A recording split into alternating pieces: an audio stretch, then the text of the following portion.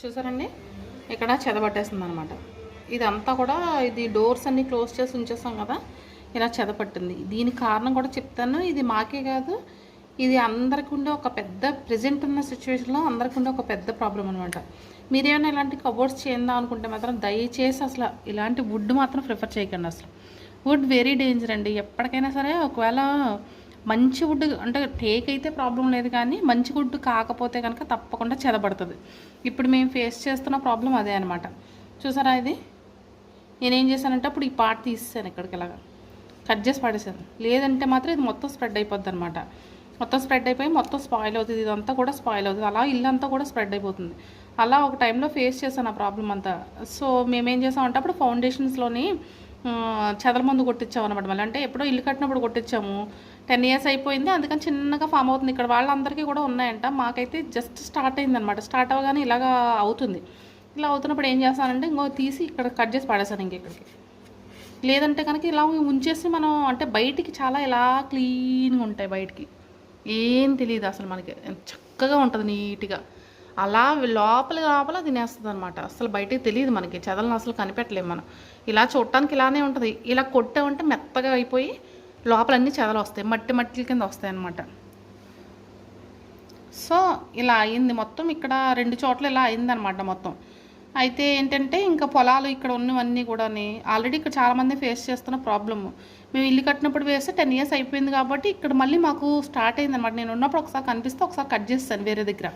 అప్పుడు మళ్ళీ ఇగో నేను వచ్చిన తర్వాత మళ్ళీ ఇది నేను చూసాను అనమాట. చూస్తే ఇంక ఇక్కడికి పాటికి ఇలా తీసేసి ఇంక ఇది ఇలా కట్ చేస్తాను అనమాట. సో ఇది ఏంటంటే మెయిన్ ప్రాబ్లం. ఇగో చెదలు వస్తే కనుక మీరు స్ప్రే చేసి దాన్ని వెంటనే చంపేయండి, చిన్నగా ఉంటే కనుక. లేదు బాగా పెద్దగా ఇంకెంత స్ప్రేలు చిన్న స్ప్రేలు కొట్టినా మళ్ళీ వస్తుంది. సో మళ్ళీ వస్తుంది అనుకున్నారనుకోండి, మీరు తప్పకుండా అసలు ఏమి లేట్ చేయకుండా మీరు తప్పకుండా ఏం చేస్తారంటే ఒక 15,000 పోతే పోయింది, మళ్ళీ పునాదుల్లో చెదల మందు కొట్టించేసేయండి. అది చెదల మందు కొట్టే వాళ్ళు ఉంటారు, వాళ్ళు హోల్స్ పెట్టేసి పునాదులు కొడతారనమాట. ఇగో మీరు చెప్తే నమ్మరు అసలు. ఇదిగో అక్కడ చూసారా ఎంత నీట్గా ఉంది చూడటానికి. ఇక్కడ వేచి చూపిస్తాను కానీ అది నేను వచ్చిన తర్వాత క్లీన్ చేసింది అది. ఆ పేపర్ కింద పేపర్లు వేస్తే చెదలు వచ్చేస్తాయి ఆటోమేటిక్గా. ఎంతో చూడటానికి ఎంతో నీట్గా పెట్టుకుంటూ ఉంటాం మనం. అంతసేపు అబ్జర్వ్ ఇల్లు ఏ మూలలో పడుతుందో మనకేం తెలుస్తుంది? అబ్జర్వ్ చేయాలంటే మన వల్ల కాదు కదా. సో దానికి ఇమీడియట్గా మీరు తీసుకోవాల్సిన డెసిషన్ ఏంటంటే పోతే పోయిన డబ్బులు కానీ ఒక 15,000 అవుతుంది, పునాదుల నుంచి కొట్టుకొచ్చేస్తారు. మళ్ళీ మొత్తం స్ప్రే చేసేసి కింద పునాదులు హోల్ పెట్టేసి కొట్టేస్తారనమాట. అన్నిటికీ కబోర్డ్స్కి అట్లా ఎక్కడెక్కడ అవుతుందో అదంతా కొట్టించేస్తా కనుక మీకు వెంటనే ఇమీడియట్గా ఆగిపోద్ది అనమాట. సో మేము అదే చేస్తామన్నమాట. ఇంకా అది చేయడం వల్ల ఏంటంటే ఇంకా ఆగిపోయింది. 1-2 ఎక్కడన్నా ఇంకా అసలు కనిపిస్తుంటే ఇలా కొంచెం వాళ్ళు నాకు స్ప్రే ఇచ్చారనమాట. 5 years వారంటీ ఉంటుంది మనకి. చూసారా, ఇక కింద పాట అంతా తీసేస్తాను. అయిపోయిందిలేండి, ఇది ఆల్రెడీ 10 years అయిపోతుంది, సర్వీస్ అయిపోయింది. ఇలాంటివి మాత్రం అసలు ప్రిఫర్ చేయకండి అసలు. ఎందుకంటే వుడ్ ఇలా వేస్తే కనుక తప్పకుండా చెదలు పట్టే ఛాన్స్ ఎప్పటికైనా ఉంటుంది. ఎందుకంటే మనం కట్టేదంతా పొలాల్లో కడుతున్నాం కాబట్టి. ఇక కిందనంతా తీస్తాం చూసారా, ఎందుకంటే ఉంచకూడదు. వన్స్ ఉంచామంటే ఇంకా అలా స్ప్రెడ్ అయిపోతుంది అనమాట. Hello, very good morning, back to routine.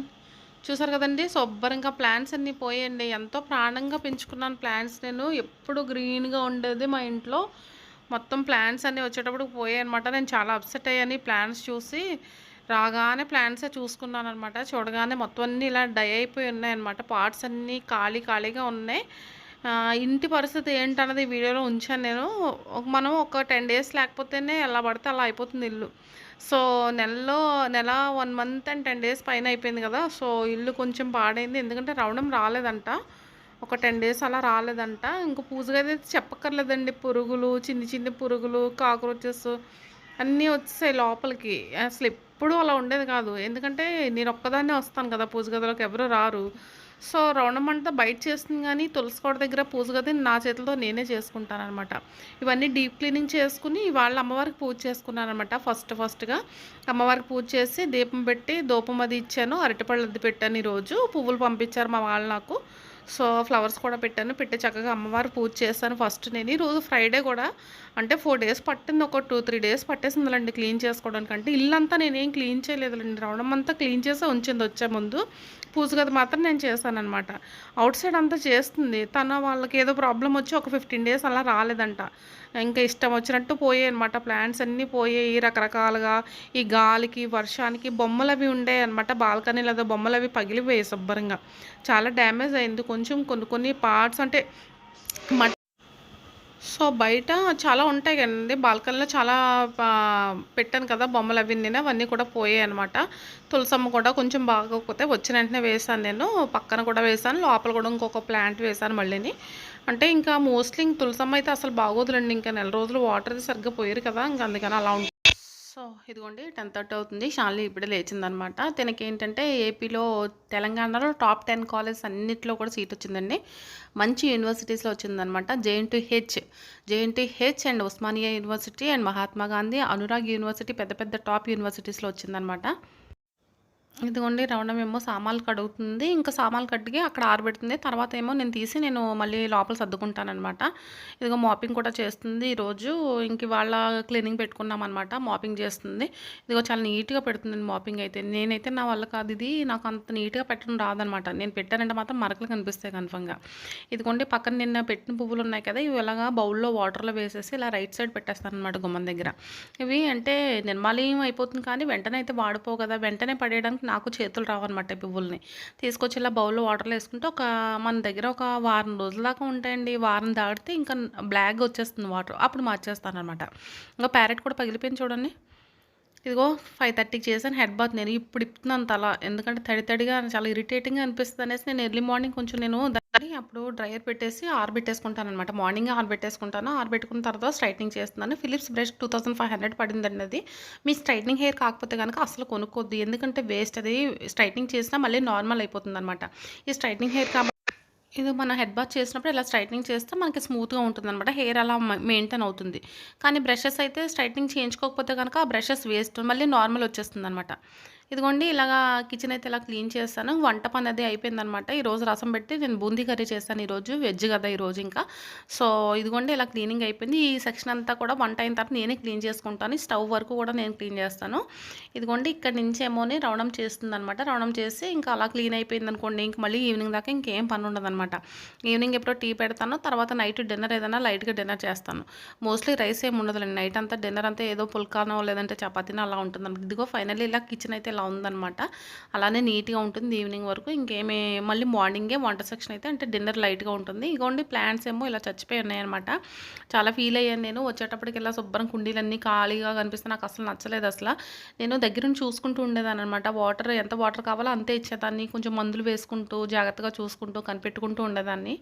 ఇదిగోండి మొక్కలన్నీ మొత్తం అన్నీ కూడా ఈ గాలికి వానకి ఎండకి శుభ్రంగా పోయాయి అనమాట. కుండీలన్నీ కూడా శుభ్రంగా ఖాళీ అయిపోయాయి అనమాట. ఇప్పుడు పచ్చపచ్చగా కనిపిస్తూ ఉండేది నాకు, అలాంటిది నాకే నచ్చలేదు అసలు, చాలా నెగిటివ్గా కనిపిస్తుంది ఇదంతా కూడా. సో ఎలా అయినా సరే ఈరోజు మార్చేద్దాము, కొత్త ప్లాంట్స్ కాకుండా ఉన్న ప్లాంట్స్లోంచి ఏమన్నా కట్ చేసి మొత్తం ఫిల్ చేసేద్దాం అనుకుంటున్నాను అనమాట. ఇదిగోండి కిందకి వెళ్ళి నేను తీసుకొచ్చాను, కొన్ని కలెక్ట్ చేసి తీసుకొచ్చాను. ఇండోర్ ప్లాంట్స్ మోస్ట్లీ మన దగ్గర ఉన్న మొక్కలు 4-5 మొక్కలు పెట్టుకుంటే ఆటోమేటిక్గా అక్కడ పక్కనే చిన్న చిన్న మొక్కల్లాగా ఫామ్ అయిపోతాయి, తర్వాత స్టెమ్స్ వేసినా సరే బ్రతికేస్తాయి అనమాట ఈజీగా. సో ఇవన్నీ తీసుకుని వచ్చానమాట. ఈ పార్ట్స్ అన్నీ కూడా ఒక దగ్గర పెట్టుకున్నాను. ఇక్కడేమో కింద రైస్ బ్యాగ్ ఒకటి ఉంటుంది కదా, అదొకటి కట్ చేసి వేసాను అనమాట. ఈ మధ్య ఉంచేసి మనం ఇక్కడ వర్క్ చేసుకోవడం కోసం వేసాను నేను ఇది. అంటే మధ్యాహ్నం పడుకోకుండా చేసిన పని అనమాట ఇది. మధ్యాహ్నం పడుకున్నాను అనుకోండి, టైం అంతా ఇంకా 4:35 అయిపోతుంది లేసేటప్పటికి, ఇంకా అలా అయిపోతుంది ఫాస్ట్గా. ఇంక మధ్యాహ్నం పడుకోకుండా ఇలా స్టెమ్స్, ఈ ప్లాంట్స్లోంచి స్టెమ్స్ అన్నీ కట్ చేసుకుని కింద నుంచి కూడా కొన్ని తీసుకొచ్చి వేసాను. సో 2 ప్యారెట్స్ కూడా పగిలిపోయాయండి. ఇంకో మన ఇంటి దగ్గర జాగ్రత్తగా ఉన్నంతసేపే, ఏదైనా బాగా ఇంటి పట్టు నుండి బాగా చూసుకుంటేనే ఇవన్నీని. కానీ రావడం వచ్చినా సరే నాకు ఎటువంటి ప్రాబ్లం ఉండేది కాదు, రాకపోవడం వల్ల కొంచెం ఇబ్బంది అయిందనమాట. కొంచెం ఇగో అందుకనేసి ఈ ప్లాంట్స్ అన్నీ కలెక్ట్ చేసి తీసుకొచ్చాను. అంటే మన ఇంటి దగ్గర ఉన్న ప్లాంట్స్ ఇవన్నీ కూడా పైవి కిందవి అన్నీ కూడా కలెక్ట్ చేశాను. ఈ పార్ట్స్ అన్నీ కూడా దగ్గర పెట్టుకున్నాను అనమాట. ఈ మట్టి చాలా గట్టిగా అయిపోయింది, అంతా కూడా ఉంచేసాను మళ్ళీ.